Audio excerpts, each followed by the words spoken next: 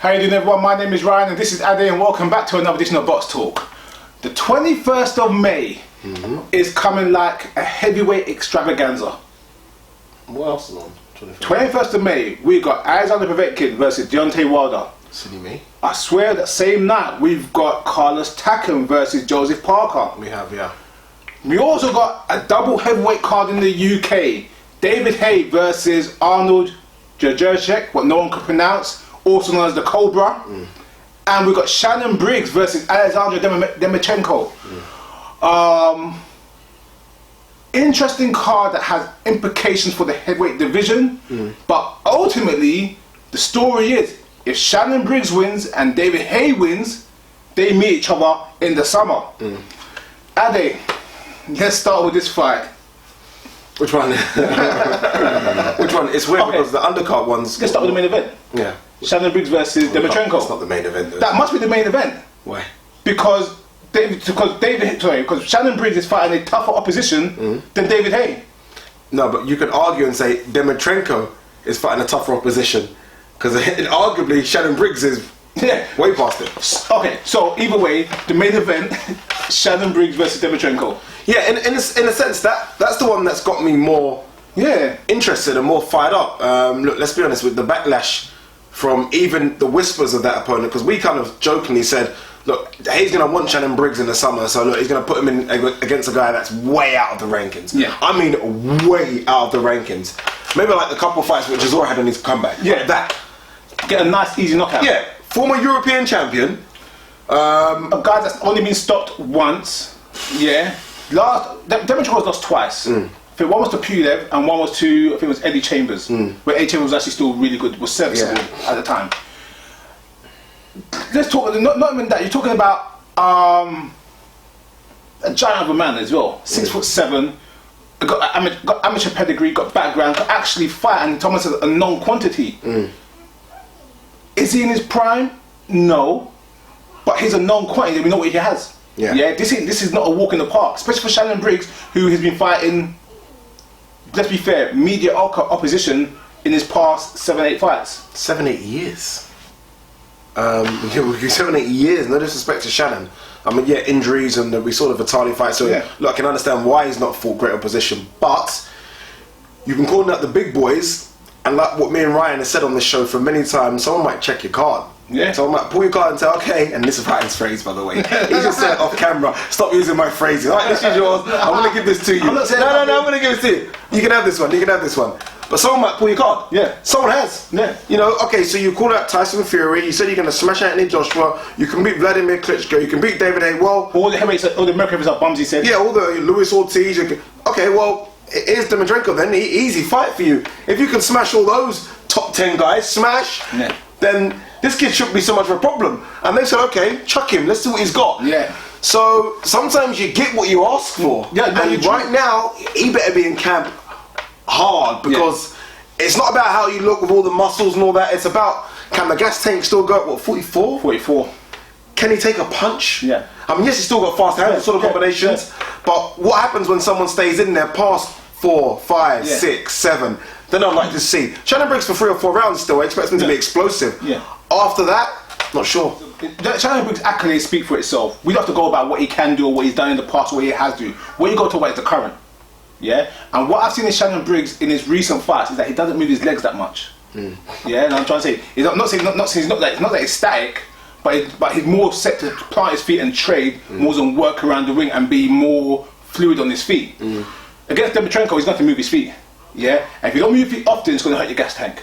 So he needs to be fit. Yeah, and like you said, bodybuilding fit or fitness fit is not fit. I'm talking about cardio fit. Yeah, to go 12 rounds with a guy that's going to be throwing long, hard punches. And do you remember that fight Dimitrenko had? I think it was just Sinovsky. Sinovsky. That was a hard grounding fight. It's those fights there where someone, if you're not throwing something back, you could get chewed up in this type of fight.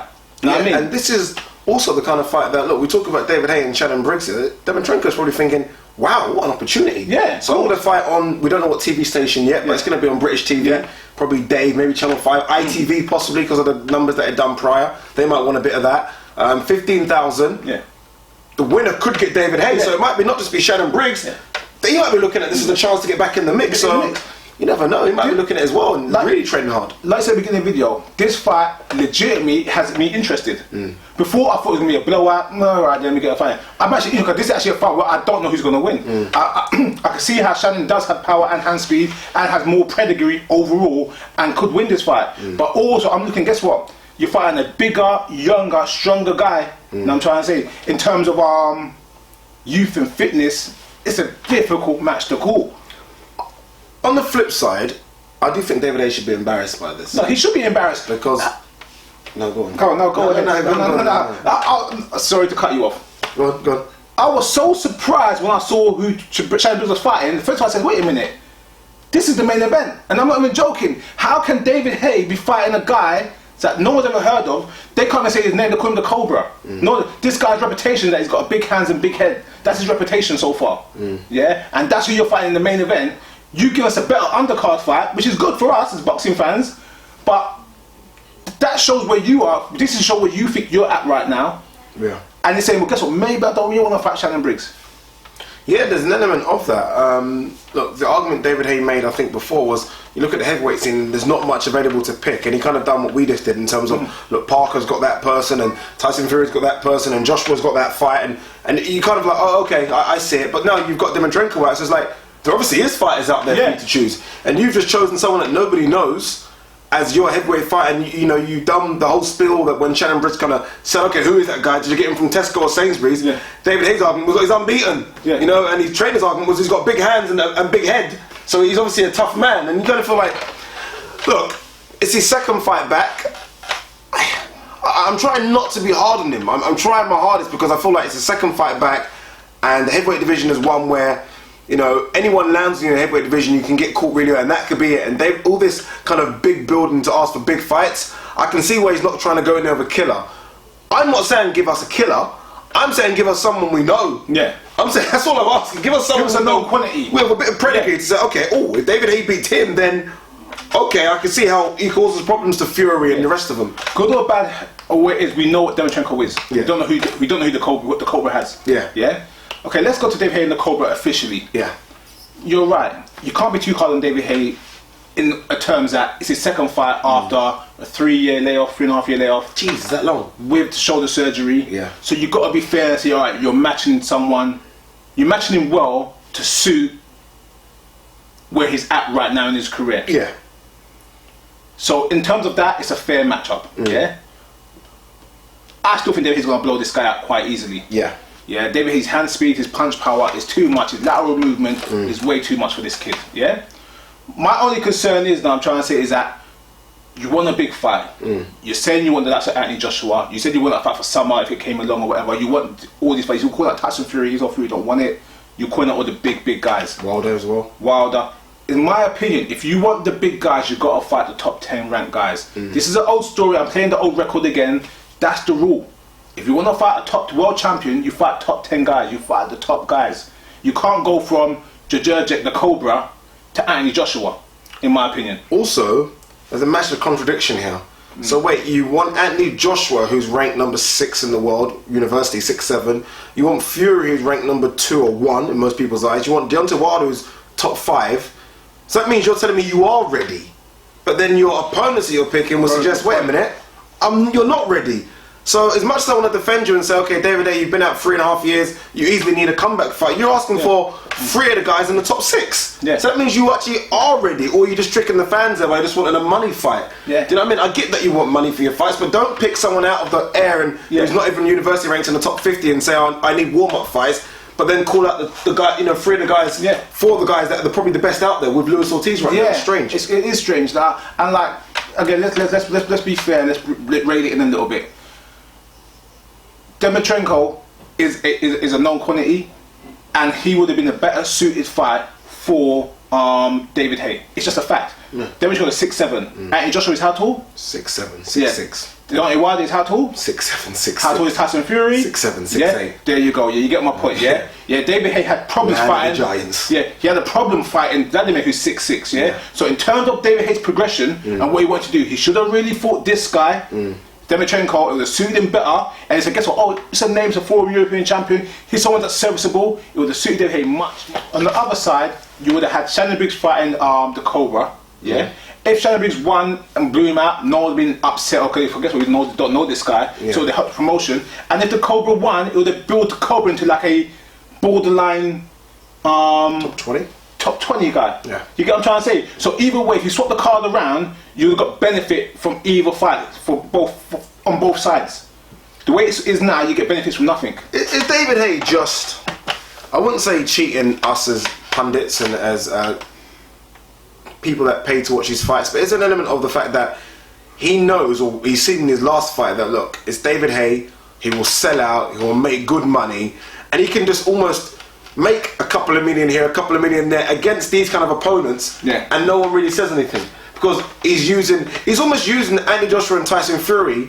It's hard to think what I'm trying to say, but he's almost using those names. Yeah. Because every fight he wins now, he's going to say, "I want Joshua." Yeah. When he knows those fights are not happening, but he's going to keep asking for those fights. So when he does pick a bum or pick someone that we don't know, his excuse is going to be, "Well, I'm waiting for Fury and I'm waiting for Joshua." Yeah, like Shannon Briggs, he can fight someone else in the top 15. You know, it's one of those ones there where David Haye is doing what a smart businessman would do. He's using his marketing power. Yeah, his numbers on Dave on short notice was ridiculous. Yeah. So he knows he has star power still. Yeah. So for him, he don't really care who he fights no more. Know what I mean? Yeah, and that's for him in making money. For boxing fans, we want more than that. And alright, predictions, both fights? David Haye stops Big Hands, Big Head in about 2 rounds. Oh, 2? Yeah, I think David Haye is a world-class fighter. No matter how you cut it, even though I've said it previously, I don't think his technique is perfect, he's a world-class fighter. 2-time world champion, 2-weight world champion, got hand speed, got punch power. The Cobra might be a good guy in sparring, but this is a real fight on the big stage. Daring headlights. Okay. Yeah. Shannon Briggs, I'm really confused on this fight. One side, I think Dimitrenko has advantages, but on the other side, Dimitrenko hasn't fought no one really good since he lost to Pulev. I had a quick look at Dimitrenko's record recently, and I think he had like 7 fights or 8 fights, but it was against lower position. And he had a period where he didn't fight for maybe like, he had 1 fight in like 2 years or something like that. Okay. So I'm not sure where he is, not focused mentally. And the fight was signed late, i.e. 3 weeks from the fight, which means I don't know what shape he's in. Yeah. I'm gonna go just to get the big event, Shannon Briggs, but I don't know how. I don't know how it's gonna work out. I don't see Shannon Briggs stopping him unless he's really out of shape. I don't see Shannon Briggs going 12 rounds. I'm just saying that I want to see a Haye Briggs fight just for the banter. The press conference will be off the hook. Yeah. Again, I go for David Haye. I'm going for first round stompage. I think David Haye will blow this kid out. David Haye's got one of those things where he smiles, he laughs, and he's really good on camera. Yeah. But he's a killer inside. Yeah, he is an assassin, honestly. Yeah. As soon as he put those gloves on, you watch him when he comes in the ring. He kind of does that with his hands. And he's almost not Haye anymore. Yeah. He's a champ. He looks at you. He does that kind of weird look, and you feel like this guy is a machine. And he's ready to go. David Haye is one of the best finishers in boxing, and when he catches you, he will finish you. Yeah, he won't give you the second chance. Yeah, and as for the Shannon Briggs fight, I'm going for Briggs to win. I just feel like you can't give a heavyweight 3 weeks' notice. I mean, that's all they're giving him here to get in shape. Yeah. And if you're 6'7", look, we saw Tyson Fury the other day with his top off. That's what most guys that are that tall look like. Not everyone looks like Andy Joshua and Deontay Wilder. Or basketball player. Yeah, they kind of look like that, to be honest. And you can look at it. Ustinov, they all look a bit like that. And I feel like if that guy's anywhere like that in 3 weeks, it's just impossible to get into any decent shape. Where we see Shannon Briggs, physically he looks good. He would have known he's having a fight for over a month now. He'll be prepared. Yeah. So I think that Shannon Briggs might just stop him. Yeah. I wouldn't be shocked if it goes the other way, but I think Shannon Briggs might just land one and just get him out of there early. That's the thing about it. Like I said, Dimitrenko has only been stopped once in his career. Yeah, and like I said, ultimately he was on points. And like I said, it's one of the ones there where when you need to get stopped once in your career, you're not an easy guy to stop. And that's why I'm just concerned. I don't know how it's going to work out, but it has to go with Briggs. All right, there you go. Before we move on, last thing, just in case I forgot. Nice t-shirt. What? Oh. Taxes, mate. Oh. No taxes. No taxes. This is Boxtalk, baby. This is Boxtalk, baby. Try and embarrass me on camera. Embarrass me on camera. I was holding that for ages. Waiting for it. You was waiting for it. You know what I mean? You know what I mean? I bleed what's underneath. Listen, yeah, we're going out on Saturday to have a couple of drinks. I was already planning that he's buying me drinks all night for taxes. There you go. If you smell! Thank you very much. Thank you very much. All right, guys, there you go. David Haye, Shannon Briggs. Hopefully, like Ryan says, we get a big fight in the summer. I say big fight, but it's more of a... The biggest press conference known to man. Yeah, it's almost a fun fight. Yeah, great. Because I don't know what it does in terms of who goes where. Progression, yeah. Yeah, but in terms of a fight, it'll be a great fight. But let's see if they both get over their hurdles. Obviously, Shannon Briggs' hurdles are a lot bigger than David Haye's hurdles. So Shannon Briggs, we're not too sure about, if I'm honest with you. I would know from the weigh-in, really, what Dimitrenko's kind of shape looks like. And if he's in any sort of shape, he could have a problem. But David Haye's going to smoke this kid. It's my time. It's my time. Remember that. The weigh-in's going to be very good. And this is Shannon Briggs has been asking for a chance for ages. For 4 years. Yeah, he's got a chance now. This is it. He's got a chance. This is it. You know, he's travelled all over, and finally he flies in. I think next week. Yeah. So hopefully we can get him on the show and talk to him. But we know it's going to be hard. Obviously, him getting in preparation, so many interviews as well. But guys, that's what you think. Let us know who you think wins, and if Shannon Briggs does fight Haye, who wins? First one that lands, you know. Shannon Briggs lands on David Haye. You see that boy shit pulling that dude I told you about? No. The hand speed, I'll kill you.